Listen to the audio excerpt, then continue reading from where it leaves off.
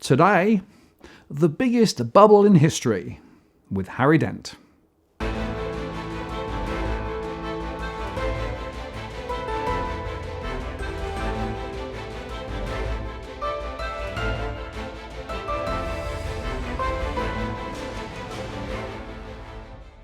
Hello again, it's Martin North from Digital Finance Analytics. Welcome to his posts covering finance and property news with a distinctively Australian flavour.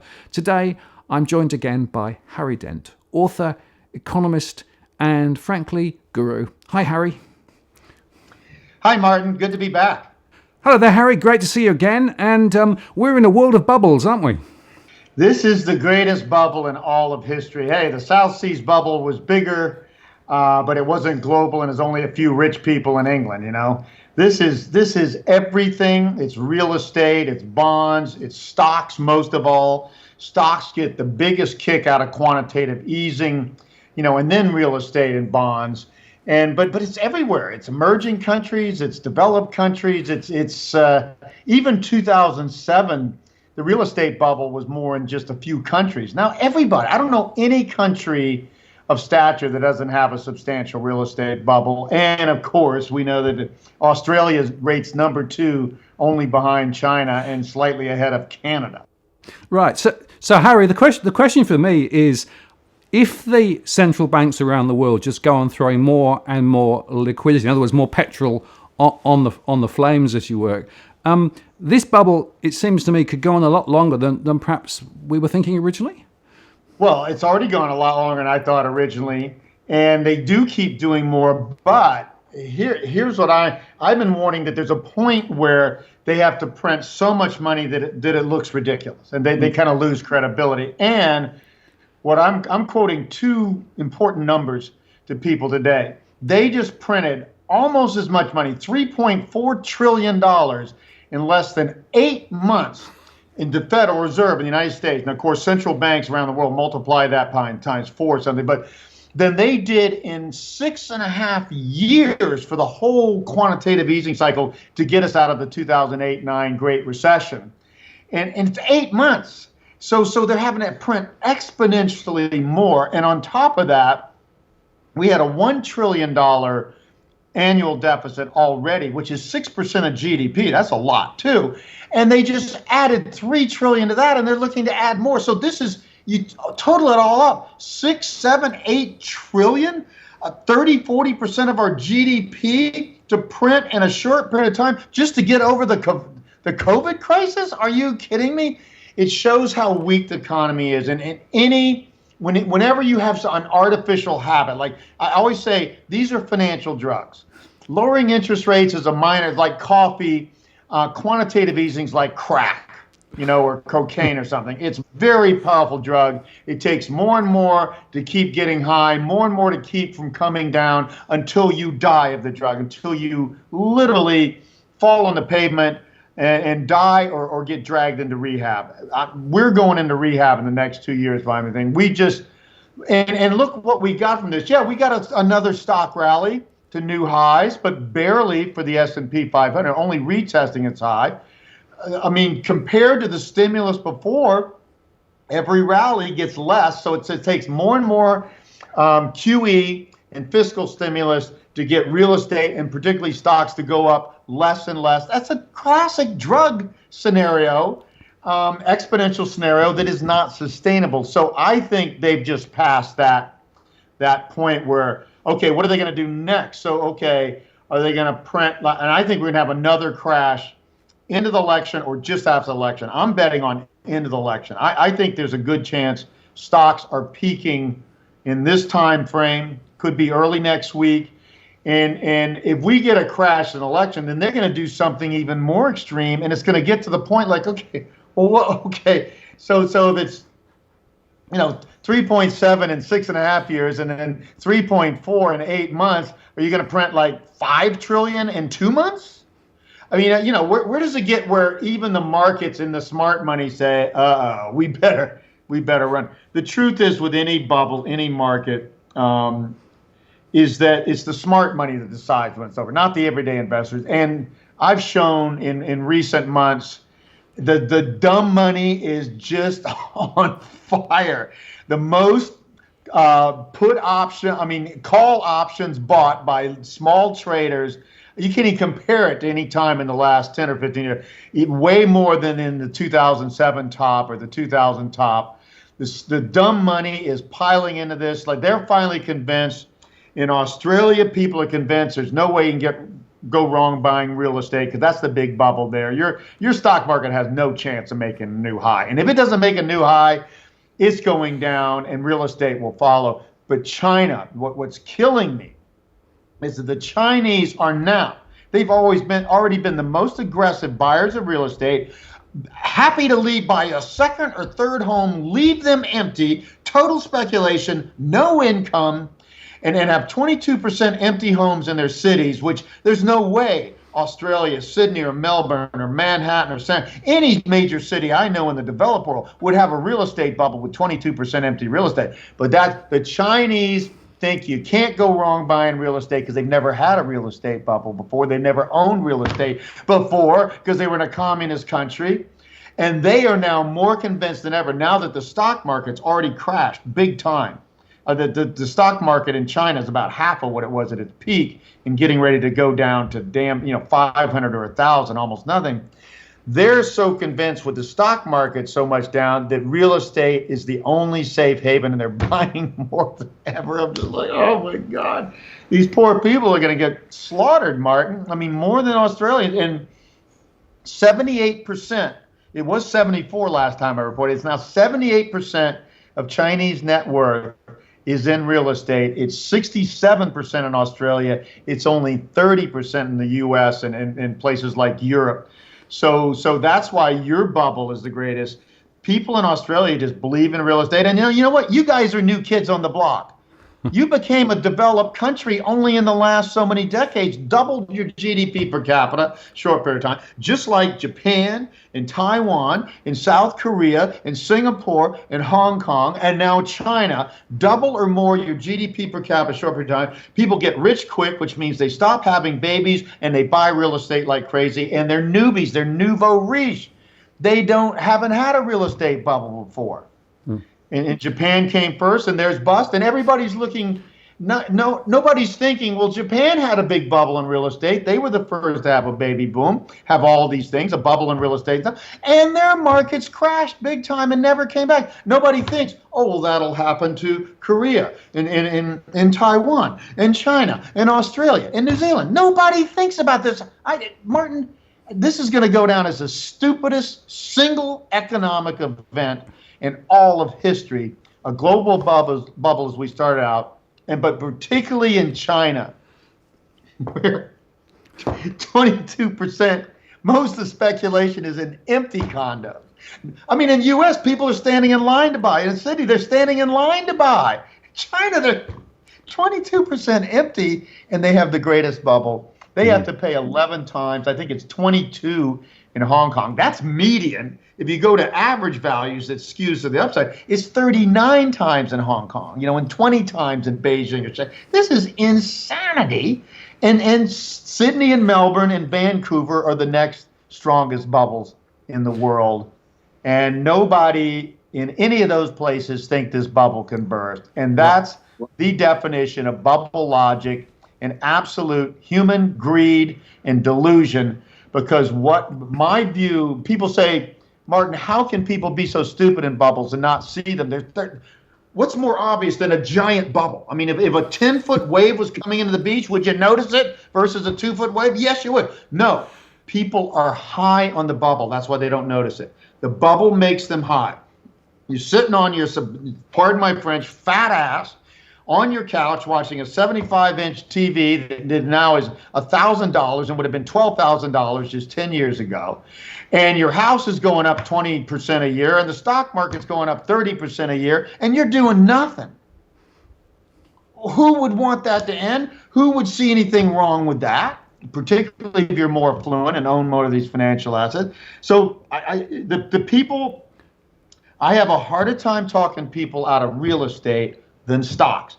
Because people know stocks bubble. I see that. Real estate hasn't been that many bubbles in history because you couldn't borrow against real estate until recent decades, Even after the roaring 20s, you 50% down, 5-year balloon payment. How do you speculate with that sort of thing? And people were not middle class consumers. So it's harder to talk people out of real estate, but the hardest people to talk out are not the everyday person.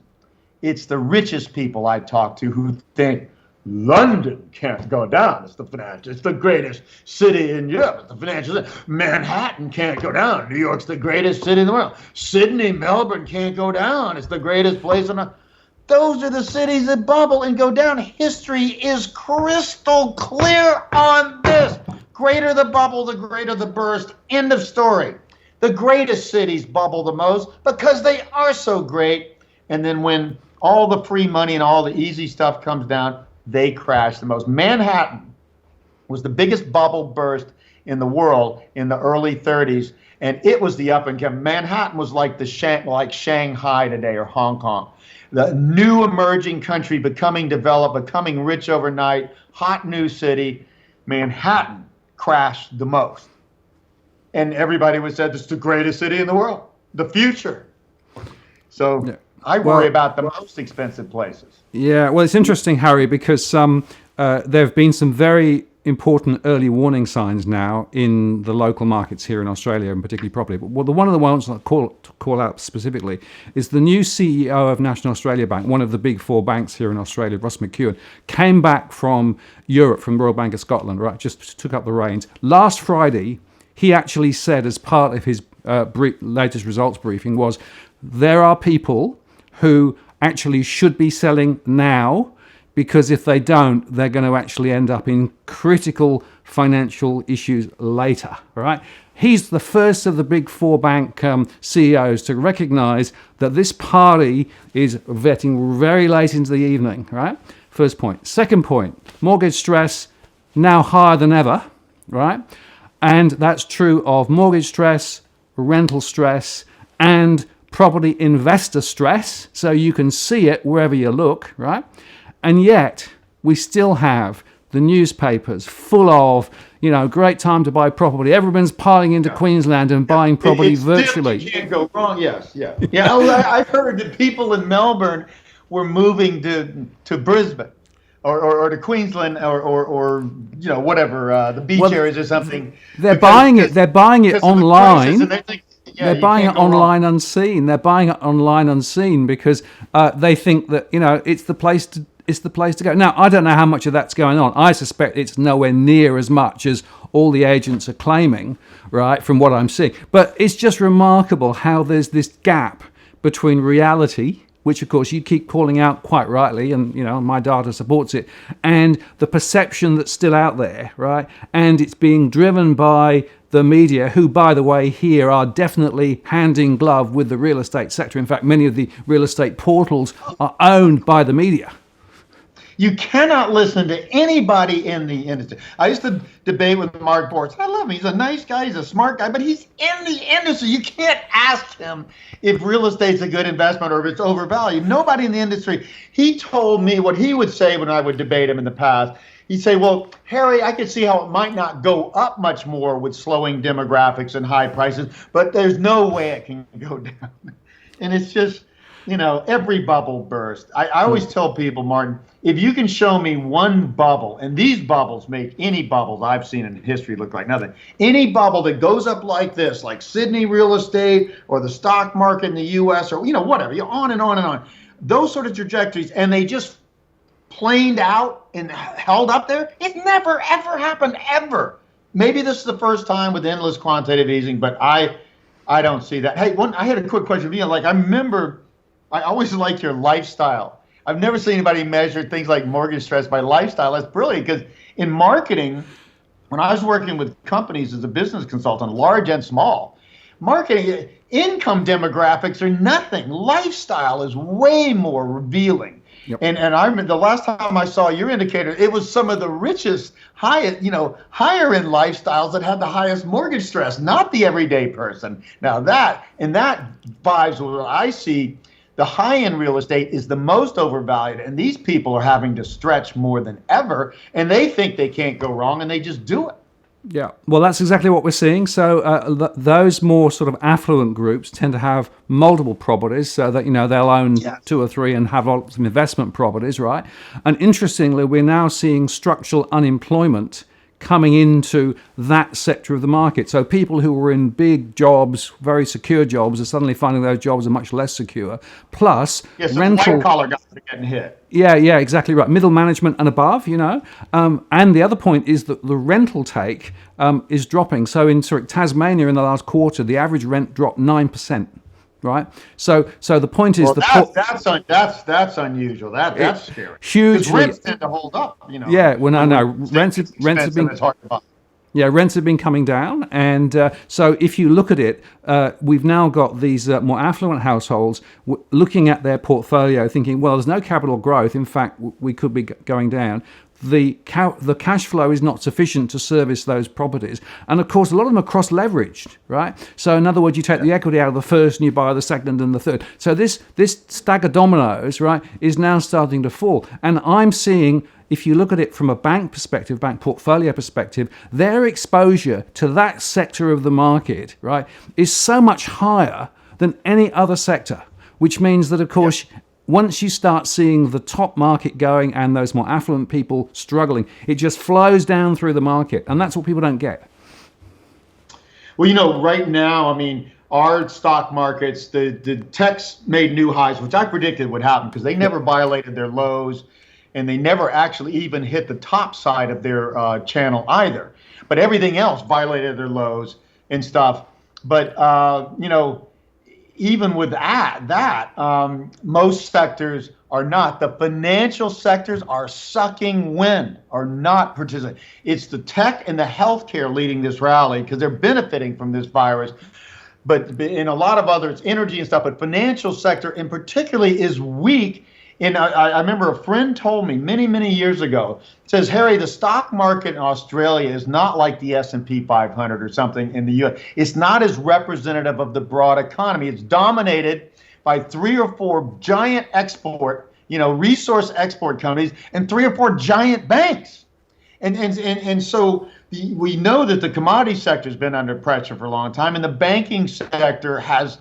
Your banking sector has, what I hear, at least 75% exposure to real estate, commercial and residential. The U.S. isn't that high. Our net worth is not that high in real estate. So you guys are really exposed to this real estate. But like you say, if this house of cards starts going down, and I agree with you, the last time it was real estate led our crash in the U.S. and the world last time with bad subprime mortgages to everyday people, bad loans, everyday people. Let it, and then it moved to the upside.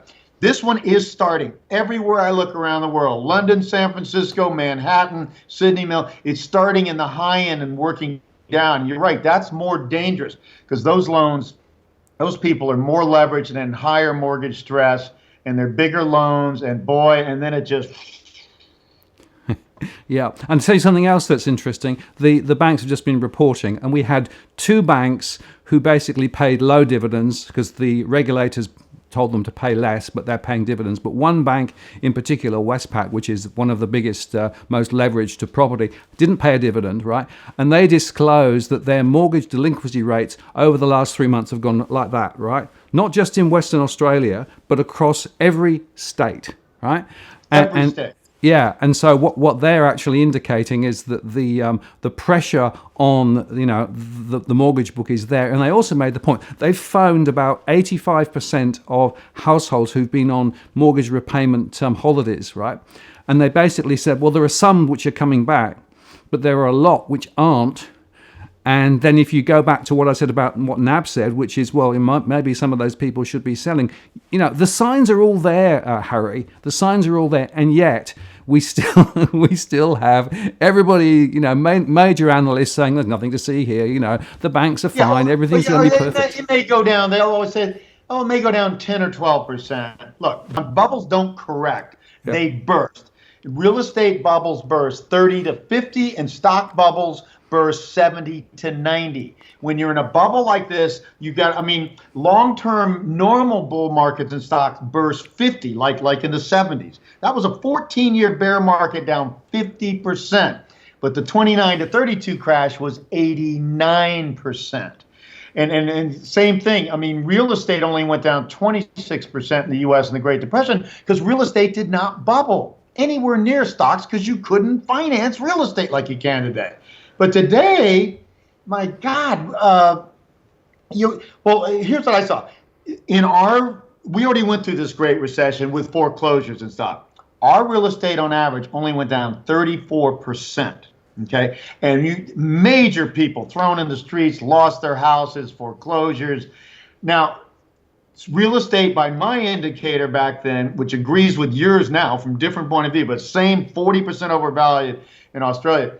U.S. was overvalued by about 20% in 2006, and it went down 34%. Because you're always going to get a bigger reaction. You don't go down to fair value, you go below and then eventually come back. Well, it's 40% today in the U.S., which means I'm telling U.S. people, in the U.S., we could see a 50% correction on average, which could mean 70% in high-end sectors or commercial and 30% in less.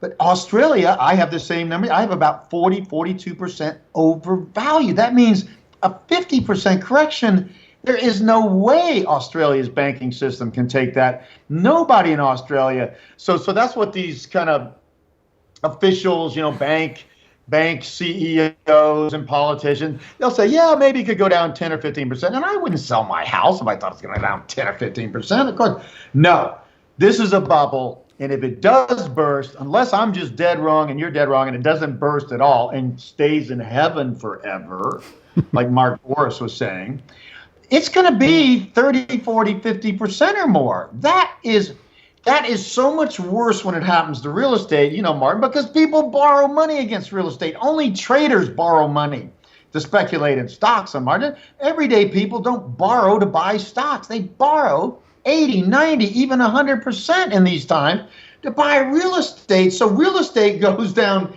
20% and most people have lost all their equity. Yep. They're underwater after that. So Yep. it's real estate bubbles are more damaging to the economy than stocks. People thought the stock bubble in 29 to 32 is what killed the economy. No, the U.S. had a massive farm bubble.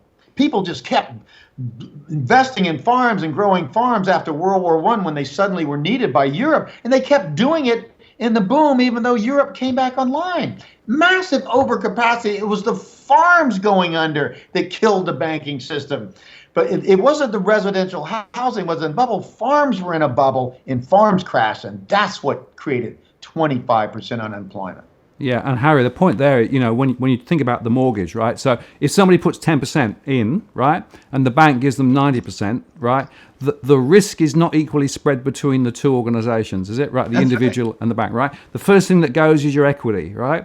And then, of course, if prices fall further, then you're in hock to the bank, and even if you sold, you wouldn't get out. And in Australia, we have full recourse, right? So even if we don't have that in the US, I know that's terrible. Yeah. So what that means is, even if you sell the property and you get some money, and you pay the bank back all you can from the property, if you still owe more to the bank than is blown out by that repayment, you still own it to the bank, and they can come after you. Your credit is devastated forever, and if you ever do make money again, you owe the bank the money. Yeah. So effectively, that's even worse than the U.S. Yeah. The bank tends to have to ultimately now, in the Great Recession, the government suspended marking the mortgages down to market and loans down to market. So they didn't have to do that. But at some point this time, I think they're going to have to do that. The banks, I've told people in the U.S., literally, some people say, well, Harry, I got two houses. One of them I almost paid off the mortgage. The other one's got 90% debt. I should sell the one with the debt, right? I said, no, in the U.S., sell the one with the high equity because the bank is likely to have to take a big piece of that. That's not true in Australia. On the other hand, Martin, I would not be surprised the crisis gets bad enough. The government might have to say, oops, no, we can't have everyday households taking this burden. The government may have to take it, or the banking system may have to take it. So I would, if I had two houses, I'd still sell the one with the highest equity and get as much cash out to rebuy real estate and stocks after the crash and become a multi-zillionaire. Yeah, absolutely. Well, the point is, there's no doubt in my mind that at some point there will have to be that sort of intervention. So that, the Reserve Bank will have to buy bad mortgages off the banks to keep the banks afloat. And Right. what people don't get here is that all of the things that are going on at the moment are designed to support the banking system, not individuals. So, they just announced yet more incentive programs to encourage first-time buyers to come into the market and buy, right? But that's to help the construction sector, and it's to try and help, the banks that And keep home prices up. Demand keeps home prices up. Exactly. And APRA has basically said, well, look, any people who have got interest and payment holidays, we'll extend that out to March next year now, so you don't have to declare those as bad loans, right? And the RBA is saying you can get zero or very cheap funding, banks from the RBA to support the funding flows into the banking system. Everything that's being done at the moment is being designed to support the banking system, right? But that isn't the same as supporting real estate, right? And the major mistake that people are making is assuming that the government and the RBA is actually intent on keeping property prices up, right? I don't think that's true. They are intent in trying to save the banking system because, a banking crash would be absolutely, critically bad for the economy. But there's a big difference, right? And the cannon fodder in all of this are people who own properties, people who are being persuaded to buy into property, even at this point. I know. You would think, you would temper that. Let's at least. I mean, the best way to prevent a big bubble burst is to not let the bubble get any bigger than it has. I mean, bubbles happen naturally. Okay, there is, and I call it the fall bubble boom season. Any economy, I can say this is when it is. I said, we've been in this since 1983. In the U.S. and in most of the world, but you can foster the bubble and pump it up, which is what central banks are doing, especially in most of them, especially in China of all places, or you can temper them. And the best way, if it's going to happen naturally, okay, well, if the bubble goes up to 100 from 50, okay, then it'll fall back to 50. Okay, that's bad. But if it goes from 50 to 150, it's going to fall to 50. It's going to fall much more, and it's going to be worse and have bigger impact on the banks and people's foreclosures and personal finance and stuff. So yes, to be encouraging people to buy, to keep the banking system and the developers up is the wrong policy. To say, yes, I think it would be smarter to say, look, well, if there start to be loan failures, we're going to take a piece of it to help the banks and stuff. But yeah, to encourage more people to jump on a dying ship is going to look very bad in history. Well, and politicians, senior politicians have been saying that in the last month. It is absolutely remarkable but diabolical. Now, last question today, Harry. I want to come back to gold, right? Because gold went over 2,000 US, right? It's come back a bit, and there are so many people who follow what we talk about say Harry's been totally wrong on gold, so how can I believe him on the other stuff? So let's just go through the gold story in a bit more detail, please. Which is, obviously, there is a bit of a peak in the price, but actually, relatively, it's not done that well, has it? Well, it actually has at the right times. Gold has responded. Gold had a bigger bubble than most stock markets from 2008 into 2011. In just 3 years, it went up dramatically because of the dramatic money printing. Gold was assuming when central banks printed that much money, unprecedented, no precedent for this in a short period of time. Gold was flying, saying this is going to cause inflation and hyperinflation. The reason gold collapsed, and by the way, I called that to these stupid asses who say this. We called the peak in gold and silver in April of 2011. I was 4 months early in gold, but right on the day of silver, said this bubble's peaking. And I said then it traded in a channel between 1525 and 1800. I said, when it breaks 1525, it's going to blow. And it did blow. You know why it blew in 2013? Because Japan tripled their money printing and inflation kept going down. That assumption that money printing will somehow create consumer inflation, no, it creates asset price inflation the way they're doing it, QE, not like bank lending and consumer price inflation. When the market saw that gold finally collapse, I at 1,050 said this is a buy. It is over. It's oversold. I still said it's going to go lower down the road. I said it was going to go to 1,400 something. Well, then later I said, well, once it broke 1,525, I said, oh, now we're probably going to go to 1,800. I did not expect a new high. Sorry for that, and I wish it hadn't happened.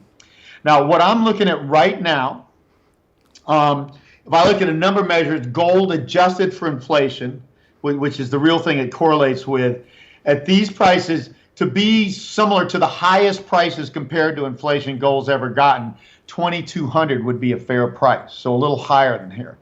I also have a chart I'm putting out early next week. I'm waiting to see where gold settles out here because I think it's going a little lower. I think it probably will run up one more time. Same thing if I go through the top, big top in 1980, the next big top in 2011, into this bubble, which normally wouldn't happen outside. This is the only time in history gold's ever gone to new highs after the 30-year commodity cycle peaked like it did in 1920 and 1980. But it's doing that because of, again, what did we just see? Massive money printing. So gold just couldn't resist. But again, compared to how much it rallied to the last massive money printing, it's gone up way less, way more measured. I think gold, I show gold's going to get heavy resistance at 2,200. If it breaks there, I'll change my mind. But I say, I think that could be it. And also you got to realize, now that we've been able to watch this artificial environment, in the 2008 crisis, stocks peaked in October, gold didn't peak until June. When the economy started slowing, gold was saying, oh my God, this is a serious recession. They're going to print money. And gold was going up in anticipation of that. Then the crisis got serious with Lehman Brothers in mid to late 2008, and they saw, deflation potential. Gold went running for mommy. Gold went down 33%, silver 50%. Dollar, US dollar, which all the gold bugs said was going to crash to zero because of money printing and stimulus, dollar went up 28%. What we just saw in the COVID crash, 5 weeks, 35 to 40% in most stock markets around the world. Gold went up a little bit in the early day, first week of that, and then went down 12%. Ended up down 12%. Now, that was better than stocks down 35 to 40, better than investment grade bonds down 20, crypto, Bitcoin went down 45%.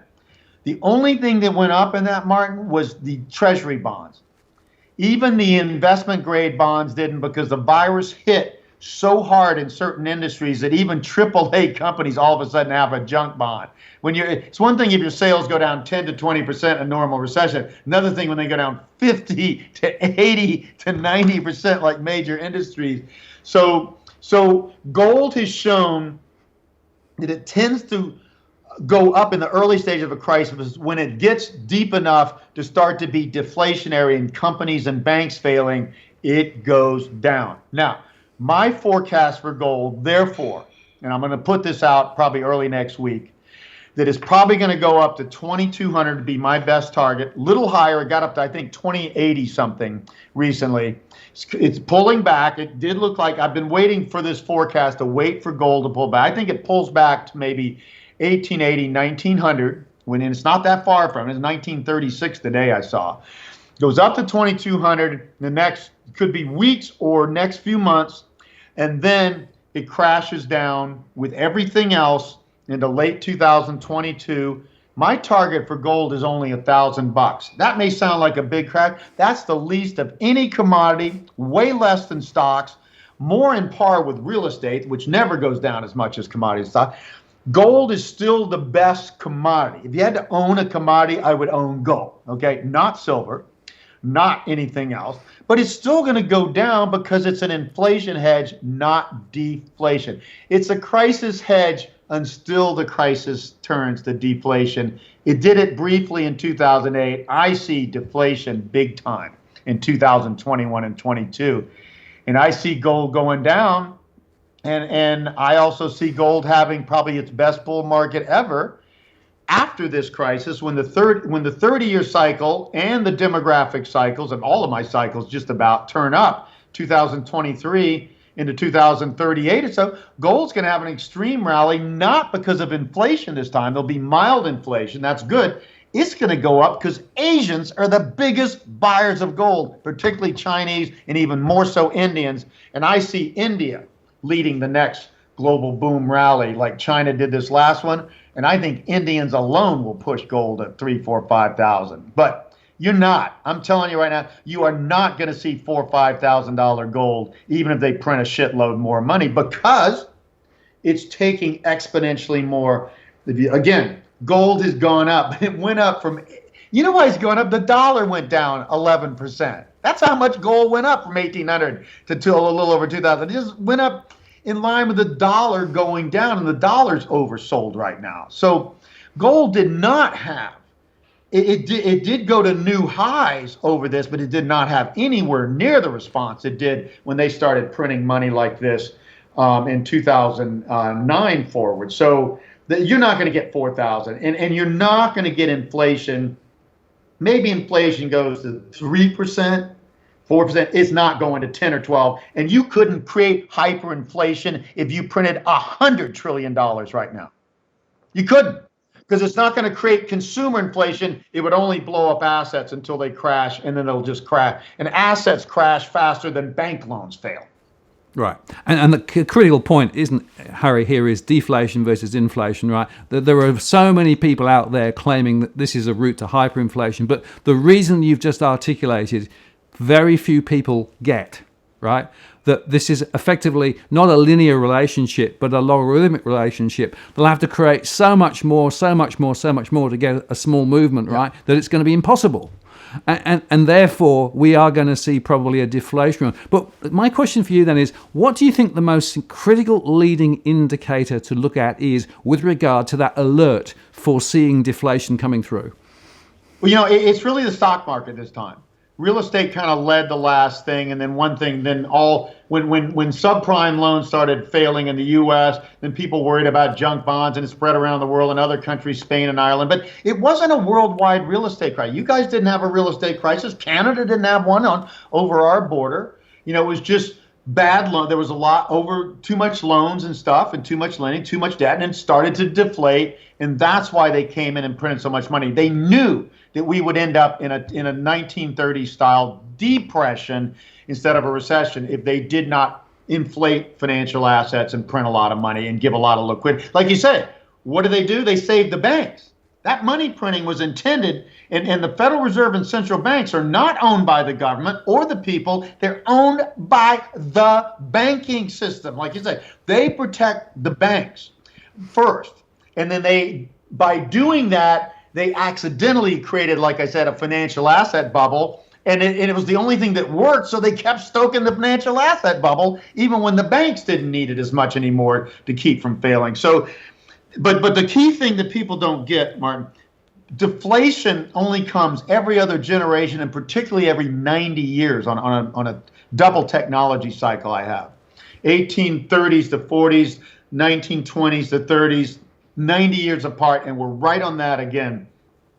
Deflation comes when debt is deleveraging and when financial asset bubbles are deleveraging, because it destroys money.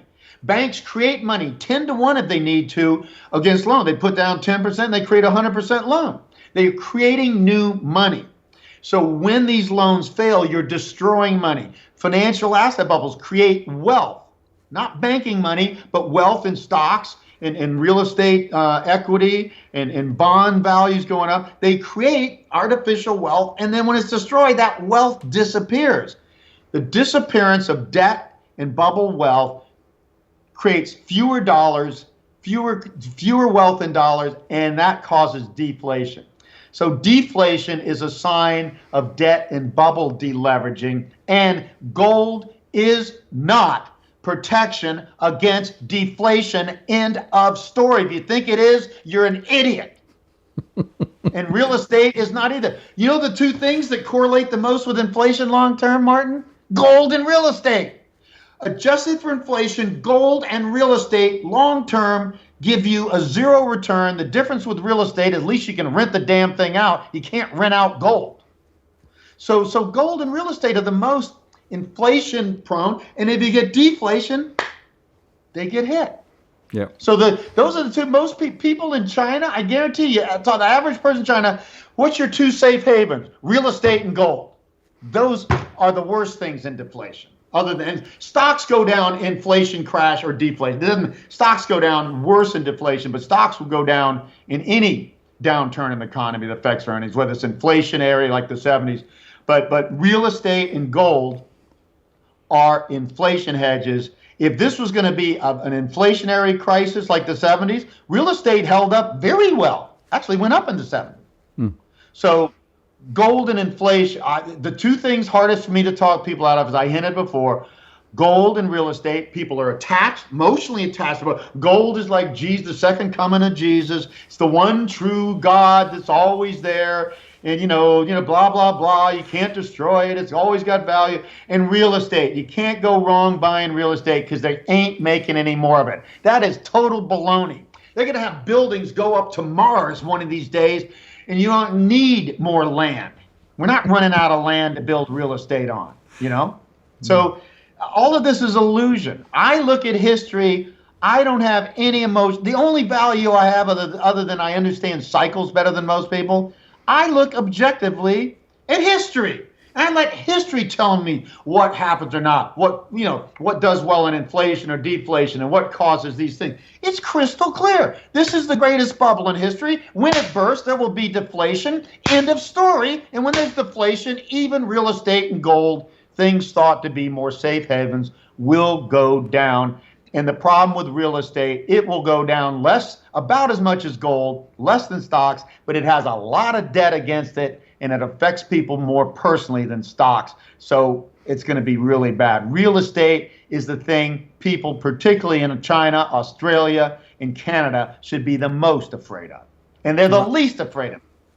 Yeah, absolutely. And Harry, your warnings, I think, are so timely here in Australia at the moment. Now, if people want to, take the conversation a bit further, there is an opportunity, isn't there? It is. On August 30th, 5 p.m. In Australia, we're having a full day. It's going to go to about 11 o'clock or so. Live stream. We did this months ago. Bring in Robert Kiyosaki, my friend in the United States. He is the best-selling personal finance author ever. Nobody's even close, not even Susie Orman or David Bach, because he really hit a nerve with people. And the reason I'm bringing him, he's the only mainstream expert I know. Because we talked earlier, mainstream people will never tell you it's going to be that bad. They have to couch it and stuff. He sees as bad a crisis as I do. The only thing he disagrees with, he thinks gold will hold up better. Other than that, he sees a Great Depression-like crash. And he's trusted by everyday people. He's going to be there. You're going to be there. I tell you, you're not just the best real estate expert, the only objective, realistic person I see in Australia, other than maybe this new bank guy. You're the best real estate analyst I've seen anywhere in the world. I wish I could bring you to the United States and have your mortgage stress indicators here and bring a little insight. So we're going to have some investment experts, to give you alternative ways to deal with this. You can't sit through stocks. Real estate not gonna do well. Gold's not gonna save you. Bitcoin is gonna damn near zero before it rises out of the ashes and becomes Internet 2.0. So this is a unique time, and this is a great online thing. We were going to do these tours live, before COVID hit, but the last one went well. And man, if you don't sign up for this, I don't know what to say, because all you do is go to what I was told, summitlivestream.com, and you can register. I think it's free. And if you can't make all of it, or that time, you're going to get the replay right after it, and you can watch it at your leisure, and you can watch the speakers you want. So, I'm going to lead it off, and Robert Kiyosaki is going to wind it up, and you're going to be in the middle. And we're simply bringing people on 3 different levels, the best experts to address this particular bubble and burst, especially in Australia. So I wish we could do this in the U.S., It's really because of GoCo. The people have been promoting me there that have a good following, and you have a good following. Some other people we work with in the U.S. I don't think we'd be able to put this thing on. We would just be, they'd have to be throwing rocks at us. Well, there are a few missiles flying in this direction, I have to tell you, Harry. But nevertheless, absolutely. Yeah. I mean, the media used to love me, but the more I criticize real estate, they don't mind the demographic stuff. They don't mind me saying stocks are going to go down, but when I say real estate's going to go down, so even the media isn't so keen on me anymore, and that's a good sign. The other thing, real quick, Martin, is we are. The people I work with in Australia, we are starting a unique mutual fund. This has never been done. I've spent 40 years mapping out different seasons of the economy and every stage of consumer spending by age and stuff over time. We're going to have a fund that is not this or that, large cap growth or fixed income or small caps or international or Asia or some sector, any sector will do well for a while and then fail. This fund is allowed to go with the season, with the sectors. It's called the Dent Sector Fund. If you go to dentsectorfund.com, you can get on the waiting list. We will let you know. We think this is going to come out in September, but with high regulation. And boy, does Australia have tough regulation. I thought the U.S. was bad. But we'll tell you when this is coming out. I'm telling you, this is what we call a good core fund for your superannuation. And then you can add funds around it, because this is something we're going to manage the season for. When things are going to go down, we're going to be more in those high quality bonds and with cash flow positive real estate and things like that, and multifamily rentals that hold up. And we're not going to be in stocks. There's no sector in stocks that are going to do well. Some will just go down more than others. So this unique opportunity, we're only doing this to start. We're going to bring this to the U.S. probably here, but this is going to be introduced solely in Australia and New Zealand. So it's a unique opportunity at a unique time. Like I said earlier, I think there's a high chance the stock market could be peaking here in late August, very soon, and if not, by the election. And that is the leading indicator. As soon as you see the next stock crash starting, that's when I tell you, if you're not already serious about selling the right real estate or real estate that's overvalued, you better get serious then. That's your leading indicator. That would tell you may have 3 or 4 months to sell your real estate or you're in trouble. Because I think real estate will hold up longer than the stock market, but it will follow it down. Mark my words on that. Well, Harry, thanks very much for your time today. We'll put the links and things below in the comments as always, and I look forward to the 30th. I'll be showing some very brand new data in that show as well, which no one else has seen. And I'm actually having one-on-one conversations now with people who actually are trying to figure out what to do. So I'll be able to actually give some not generic feedback, not individual feedback, but generic feedback in terms of the real issues that people are actually wrestling with. And I can tell you that people are beginning to wake up to the questions they should be asking on real estate in Australia. And they're actually very much in line with your thinking and my thinking at the moment, that this is actually not Let me give you my one little simple indicator. What was your real estate worth in 2005 to 2006? That's my most likely target in Australia, because high end and low end in different sectors and different cities and are different, in different valuations. That will tell you a decent guess at your downside, and I think people are going to be shocked when they see that. I agree. Shocked. Absolutely. Yeah. Absolutely, yeah. People just have forgotten, unfortunately, just how much it ran up and why it ran up. Harry, great time to talk with you again. Very important time for people to make some critical decisions for the next, not just few months, but few years, because frankly, I think the decisions people take over the next few months will determine their future financial outcome down the track by a long way, a generation probably. Yeah, I agree. I think this is where you become a hero. Extreme wealth, if you see this coming, and get out and reinvest like Joseph Kennedy did in the Great Depression, or zero. I mean, people are going to be shocked how much their stocks and real estate. And again, the bigger shocker, the bigger impact, I'm telling you, because we've been through this in the U.S., not as bad as I'm forecasting this time. The real estate is what hits people the hardest. Yeah, absolutely. Talk to you soon again, Harry, and thanks for your time today. Okay, thanks, Martin, again. Cheers.